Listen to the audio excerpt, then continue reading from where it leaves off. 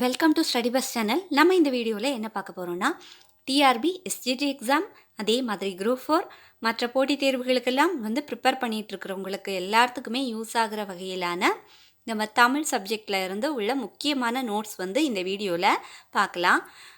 பாருங்கள். அதாவது இந்த வீடியோவில் நம்ம எதெல்லாம் பார்க்க போகிறோன்னா, தமிழ் பாடத்தில் இருந்து கண்ணதாசன், முடியரசன், தாராபாரதி இவங்களை பற்றின கூடுதல் டீட்டெயில்ஸ் நம்ம இதில் பார்க்கலாம். எக்ஸாமுக்கு ரொம்பவே முக்கியமாக கேட்பாங்க. தெரிஞ்சு வச்சுருக்கிறதுல தப்பு இல்லை. ஓகேவா? பாருங்கள். ஃபர்ஸ்ட் கொஸ்டின், முடியரசனுக்கு கவியரசு என்னும் பட்டம் யாரால் வழங்கப்பட்டது? குன்றக்குடி அடிகளாரால் வழங்கப்பட்டது. கொஸ்டின்ஸ் நான் 2 டைம்ஸ் ரீட் பண்ணுறேன். இது நீங்கள் ஏதாச்சும் ஒர்க் பண்ணிகிட்டு இருந்தீங்கன்னா கூட நம்ம வீடியோவை ப்ளே பண்ணி வச்சுட்டு நீங்கள் கேட்க அது உங்களுக்கு மனசில் பதிவாயிட்டே இருக்கும்னு நம்புகிறேன். ஸோ செகண்ட் கொஸ்டின் இப்போ நம்ம பார்க்கலாம். முடியரசனுக்கு டேஸ் என்னும் காவியத்துக்காக தமிழக அரசு பரிசு வழங்கியது. பூங்கொடி என்னும் காவியத்துக்காக தமிழக அரசு பரிசு வழங்கியது. முடியரசனுக்கு பூங்கொடி என்னும் காவியத்துக்காக தமிழக அரசு பரிசு வழங்கியது. தேர்ட் கொஸ்டின், பூங்கொடி என்னும் காவியத்துக்காக டேஸ் ஆண்டில் தமிழக அரசு முடியரசனுக்கு பரிசு வழங்கியது. 1966 ஆண்டில் தமிழக அரசு முடியரசனுக்கு பரிசு வழங்கியது. பூங்கொடி என்னும் காவியத்துக்காக 1966 தமிழக அரசு பரிசு வழங்கியிருக்காங்க. ஃபோர்த் கொஸ்டின் பார்ப்போம். முடியரசன் பாரதிதாசன் பரம்பரை தலைமுறை கவிஞருள் டேஸ் மூத்தவர். முடியரசன் பாரதிதாசன் பரம்பரை தலைமுறை கவிஞருள் மூத்தவர். தந்தை பெரியார், பேரறிஞர் அண்ணா ஆகியோரிடம் நெருங்கி பழகியவர் யார்? முடியரசன். தந்தை பெரியார், பேரறிஞர் அண்ணா ஆகியோரிடம் நெருங்கி பழகியவர் முடியரசர். முடியரசன் காலம் என்ன? 7-10-1920 முதல் 3-12-1998 வரை. முடியரசன் காலம் 7-10-1920 முதல் 3-12-1998 வரை. பாரதிதாசனோடு மிக நெருங்கி பழகி அவருடைய முற்போக்கு எண்ணங்களை ஏற்று பாடியவர் யார்? முடியரசன். முடியரசனுடைய மற்றொரு பெயர் என்ன? துரைராசு. பாரதிதாசனோடு மிக நெருங்கி பழகி அவருடைய முற்போக்கு எண்ணங்களை ஏற்று பாடியவர் முடியரசன். அவருடைய மற்றொரு பெயர் துரைராசு. எட்டாவது கொஸ்டின், சாதி மறுப்பு திருமணம் செய்து கொண்டவர், சடங்குகளை மறுப்பவர் யார்? முடியரசன். சாதி மறுப்பு திருமணம் செய்து கொண்டவர், சடங்குகளை மறுப்பவர் யார்? முடியரசன். தமது மறைவின் பொழுதும் எச்சடங்குகளும் வேண்டா என்றே உரைத்து அவ்வாறே நிறைவேற செய்தவர் யார்? முடியரசன். தமது மறைவின் பொழுதும் எச்சடங்குகளும் வேண்டா என்றே உரைத்து அவ்வாறே நிறைவேறச் செய்தவர் யார்? முடியரசன். இம்பார்ட்டன்ட் பாயிண்ட்ஸ் பாருங்க. முடியரசன் பற்றியது. அதாவது முடியரசன் கவிதைகளை சாகித்ய அகாதமி இந்தியிலும் ஆங்கிலத்திலும் மொழிபெயர்த்து வெளியிட்டுள்ளது. முடியரசன் கவிதைகளை சாகித்ய அகாதமி இந்தியிலும் ஆங்கிலத்திலும் மொழிபெயர்த்து வெளியிட்டுள்ளது. அடுத்த கொஸ்டின், 10வது கொஸ்டின், முடியரசனுக்கு டேஸ் மலையில் நடந்த விழாவில் கவியரசு என்ற பட்டம் இவருக்கு வழங்கப்பட்டது. பரம்பு மலையில் நடந்த விழாவில். முடியரசனுக்கு டேஸ் என்னும் மலையில் நடந்த விழாவில் கவியரசு என்ற பட்டம் இவருக்கு வழங்கப்பட்டது. பரம்பு மலையில் நடந்த விழாவில் கவியரசு என்ற பட்டம் முடியரசனுக்கு வழங்கப்பட்டது. 11வது கொஸ்டின் பாருங்க. கண்ணதாசனின் இயற்பெயர் என்ன? முத்தையா. கண்ணதாசனின் இயற்பெயர் என்ன? முத்தையா. 12வது கொஸ்டின், கண்ணதாசன் டேஸ் என்னும் சிறப்பு பெயராலும் அழைக்கப்படுகிறார். கவியரசு என்னும் சிறப்பு பெயராலும் அழைக்கப்படுகிறார். கண்ணதாசன் டேஸ் என்னும் சிறப்பு பெயராலும் அழைக்கப்படுகிறார். கவியரசு என்னும் சிறப்பு பெயரால் அழைக்கப்படுகிறார். 13வது கொஸ்டின், கண்ணதாசன் எழுதிய நூல்கள் எதெல்லாம்? காவியங்கள், கவிதைகள், கட்டுரைகள், சிறுகதைகள், நாடகங்கள், புதினங்கள். இவை இலக்கிய வடிவத்தில் எழுதப்பட்ட நூல்கள். இவையெல்லாம் எந்த வடிவத்தில் எழுதப்பட்ட நூல்கள்? இலக்கிய வடிவத்தில் எழுதப்பட்ட நூல்கள். அகைன் ஒன்ஸ் ரீட் பண்ணுறேன். கண்ணதாசன் எழுதிய நூல்கள் காவியங்கள், கவிதைகள், கட்டுரைகள், சிறுகதைகள், நாடகங்கள், புதினங்கள். இவை இலக்கிய வடிவத்தில் எழுதப்பட்ட நூல்கள். 14வது கொஸ்டின், இயேசுவின் வரலாற்றையும் அறிவுரைகளையும் கூறும் நூல் டேஸ் ஆகும். இயேசு காவியம் ஆகும். இயேசுவின் வரலாற்றையும் அறிவுரைகளையும் கூறும் நூல் டேஸ் ஆகும். இயேசு காவியம் ஆகும். 15வது கொஸ்டின், காலக்கணிதம் என்னும் இப்பாடப்பகுதி யாருடைய கவிதை தொகுப்பில் இடம்பெற்றுள்ளது? ஆன்சர் கண்ணதாசன். காலக்கணிதம் என்னும் இப்பாடப்பகுதி யாருடைய கவிதை தொகுப்பில் இடம்பெற்றுள்ளது? கண்ணதாசனுடைய கவிதை தொகுப்பில் இடம்பெற்றுள்ளது. 16வது கொஸ்டின், கண்ணதாசன் எந்த மாவட்டத்தில் மற்றும் எந்த ஊரில் பிறந்தார்? சிவகங்கை மாவட்டத்தின் சிற்றூரான சிறுகூடல்பட்டியில் பிறந்தார். கண்ணதாசன் எந்த மாவட்டத்தில் மற்றும் எந்த ஊரில் பிறந்தார்? சிவகங்கை மாவட்டத்தின் சிற்றூரான சிறுகூடல்பட்டியில் கண்ணதாசன் பிறந்தார். 17வது கொஸ்டின், கண்ணதாசனின் பெற்றோர் பெயர் என்ன? சாத்தப்பன், விசாலாட்சி. கண்ணதாசனின் பெற்றோர் பெயர் என்ன? சாத்தப்பன், விசாலாட்சி. கலங்காதிரு மனமே என்ற பாடலை எழுதியவர் யார்? கண்ணதாசன். கலங்காதிரு மனமே என்ற பாடலை எழுதியவர் கண்ணதாசன். கலங்காதிரு மனமே என்ற பாடல் எழுதப்பட்ட ஆண்டு எது? 1949ஆம் ஆண்டு. கலங்காதிரு மனமே என்ற பாடல் எழுதப்பட்ட ஆண்டு எது? 1949. 20வது கொஸ்டின் பாருங்க. கண்ணதாசன் எந்த பாடலை எழுதி திரைப்பட பாடலாசிரியர் ஆனார்? கலங்காதிரு மனமே என்ற பாடலை எழுதி கண்ணதாசன் திரைப்பட பாடலாசிரியர் ஆனார். கண்ணதாசன் எந்த பாடலை எழுதி திரைப்பட பாடலாசிரியர் ஆனார்? கலங்காதிரு மனமே என்ற பாடலை எழுதி திரைப்பட பாடலாசிரியர் ஆனார். 21வது கொஸ்டின், கண்ணதாசன் தன் திரைப்பட பாடல்கள் வழியாக எளிய முறையில் டேஸை மக்களிடையே கொண்டு சேர்த்தவர்? மெய்யியல். கண்ணதாசன் தன் திரைப்பட பாடல்கள் வழியாக எளிய முறையில் டேஸை மக்களிடையே கொண்டு சேர்த்தார்? மெய்யியலை மக்களிடையே கொண்டு சேர்த்தார். மெய்யியலை மக்களிடையே கொண்டு சேர்த்தவர் யார்? கண்ணதாசன். 22வது கொஸ்டின் பாருங்க. கண்ணதாசன் டேஸ் என்னும் புதினத்திற்காக டேஸ் விருது பெற்றவர்? ஆன்சர் சேரமான் காதலி சாகித்ய அகாதமி விருது பெற்றவர். கண்ணதாசன் டேஸ் என்னும் புதினத்திற்காக, அதாவது சேரமான் காதலி என்னும் புதினத்திற்காக டேஸ் விருது பெற்றார்.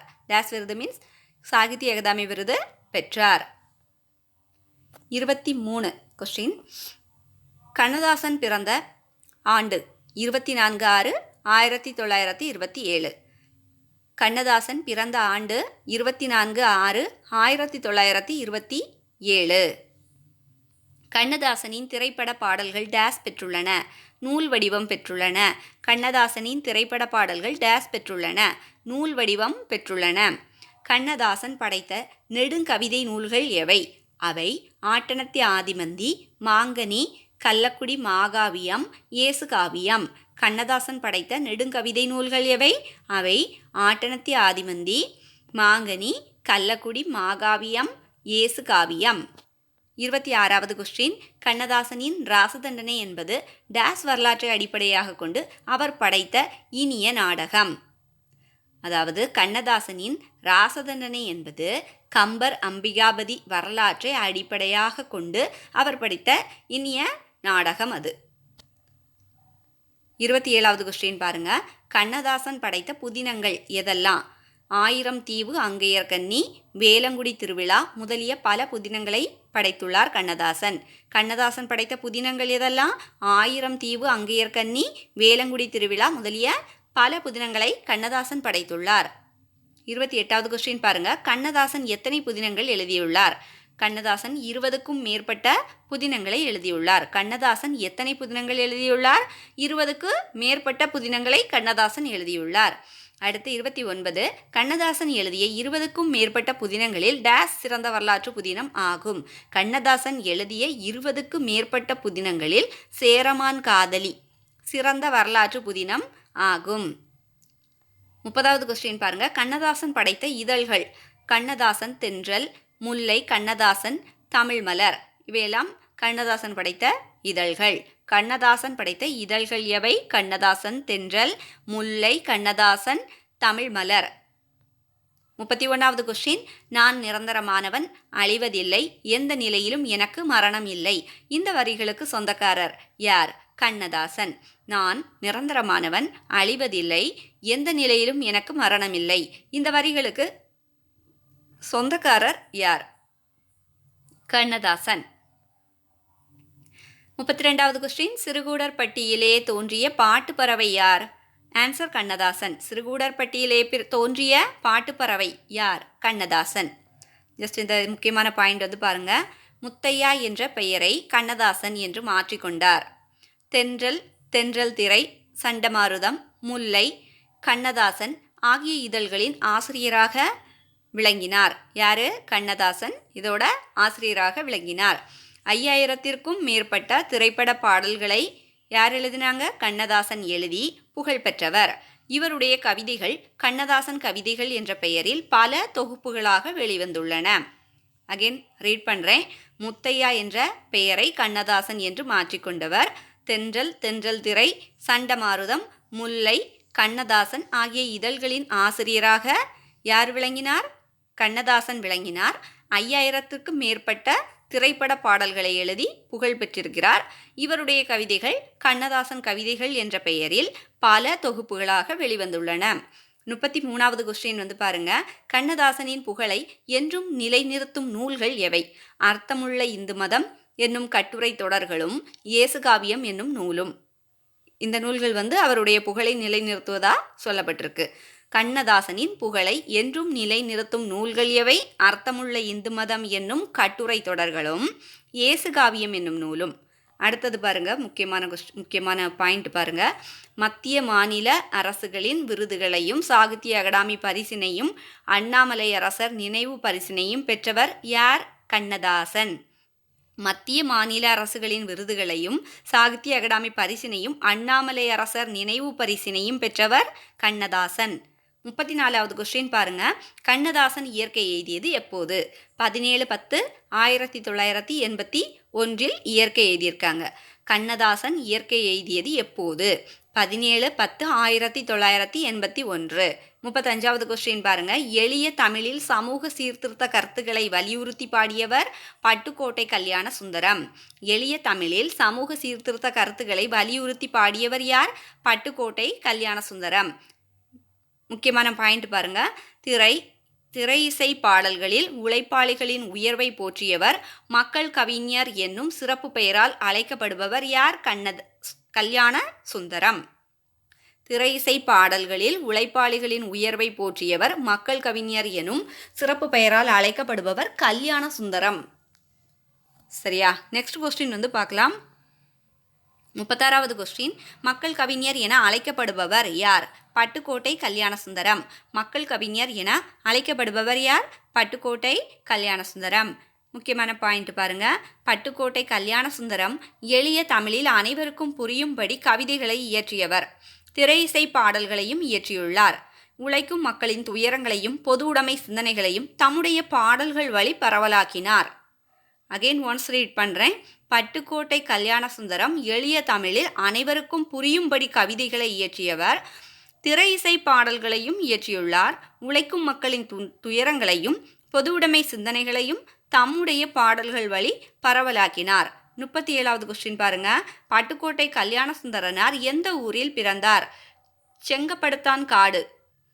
பட்டுக்கோட்டை கல்யாண சுந்தரனார் எந்த ஊரில் பிறந்தார்? செங்கப்படுத்தான் காடு, அங்கே பிறந்திருக்காங்க. அடுத்து பாருங்க.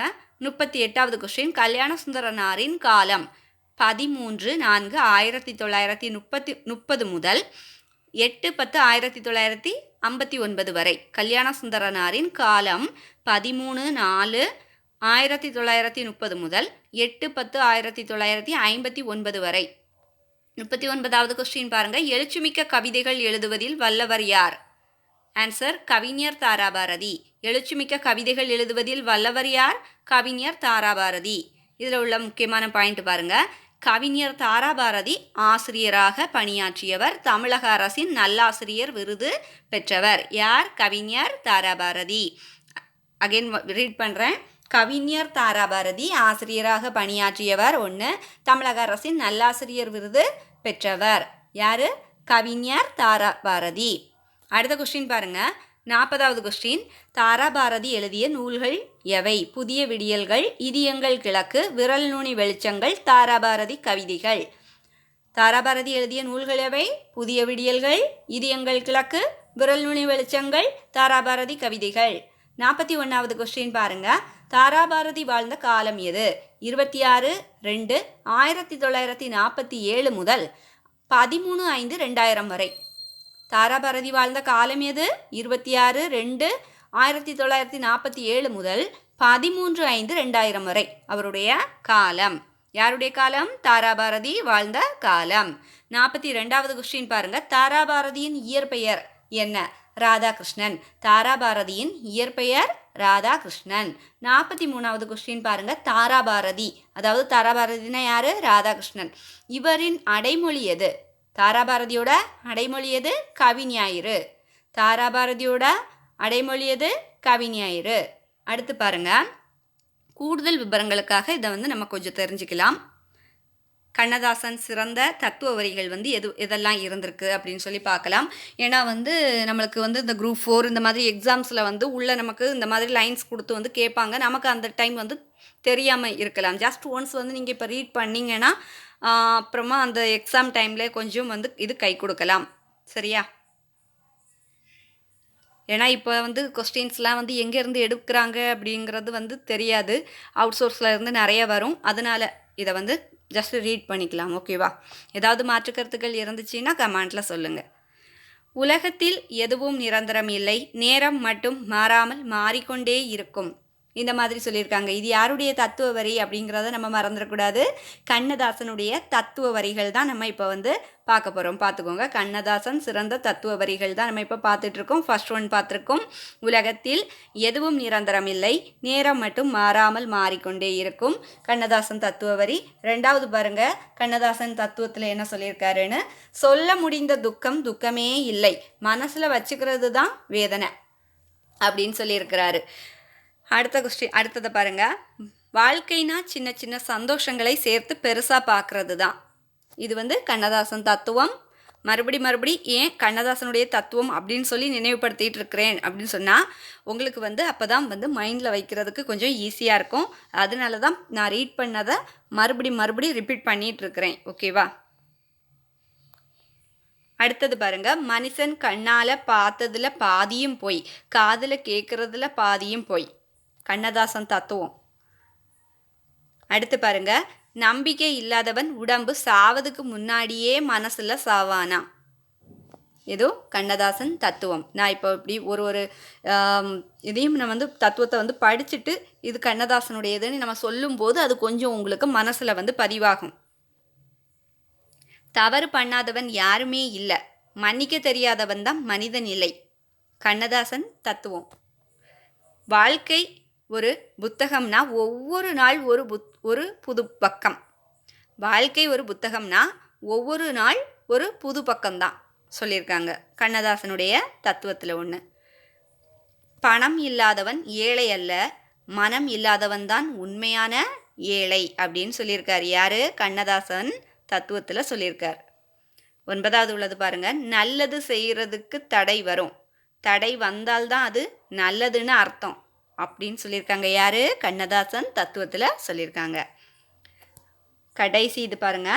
நம்மை புரிந்து கொள்ளுறவங்க குறைவு, ஆனால் நம்மை பிழை கண்டு பிடிக்கிறவங்க கூட்டம் அதிகம் அப்படின்னு சொல்லியிருக்காங்க. யார்? கண்ணதாசன் தத்துவத்தில் சொல்லப்பட்டது.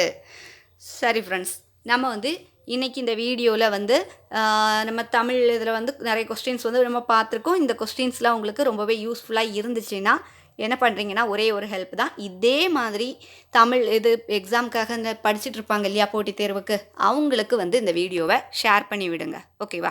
அது மட்டும் இல்லை, இந்த வீடியோ உங்களுக்கு ரொம்பவே யூஸ்ஃபுல்லாக இருந்துச்சுன்னா அப்படியே ஒரு லைக் பண்ணிவிட்டு அப்படியே நம்ம ஸ்டடி பஸ் சேனலை சப்ஸ்கிரைப் பண்ணி வச்சுக்கோங்க. பக்கத்தில் இருக்க பெல் பட்டன் கிளிக் பண்ணி ஆல் ஆப்ஷன் செலக்ட் பண்ணுங்கள். அப்போ தான் நான் அப்லோட் பண்ணுற வீடியோ எல்லாம் உங்களுக்கு உடனுக்குடன் நோட்டிஃபிகேஷனாக சேரும். தேங்க்ஸ் ஃபார் வாட்சிங்.